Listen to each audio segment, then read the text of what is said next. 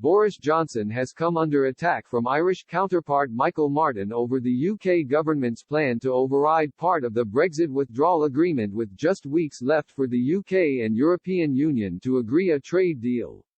The EU's chief Brexit negotiator Michel Barnier has arrived in London for the 8th round of official talks with the UK, having already set a strict deadline of October 31 for a deal to be agreed by in time for the end of the transition period on December 31. But Boris Johnson has infuriated senior European Union officials and leaders throughout the bloc after it was revealed his government will table new legislation that threatens to override key elements of the withdrawal agreement with Brussels. Under the withdrawal agreement, Northern Ireland would continue to have custom-free links to the neighbouring republic, with new customs borders built along the Irish Sea, but the new legislation would look to nullify this arrangement in the event of a no-deal outcome between the UK and EU. Downing Street has insisted changes in the Internal Market Bill are simply limited clarifications to protect the Northern Ireland peace process if they fail to secure a free trade deal with the EU.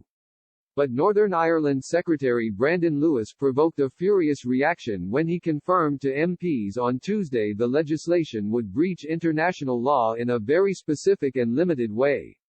Now Irish Taoiseach Mr Martin has launched a stinging attack against Mr Johnson and his plan to override this key part of the withdrawal agreement, claiming the move undermines trust in the negotiations with the EU, warning it is now a critical time in the Brexit process, and the stakes are very high. Mr Martin tweeted, "Any negotiation process can only proceed on the basis of trust.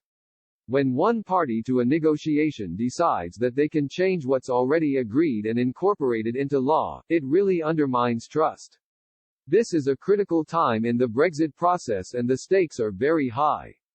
Mr Martin will speak to Mr Johnson to express very strong concerns about the plans, while his deputy Mr Varadkar branded it a kamikaze threat that had backfired.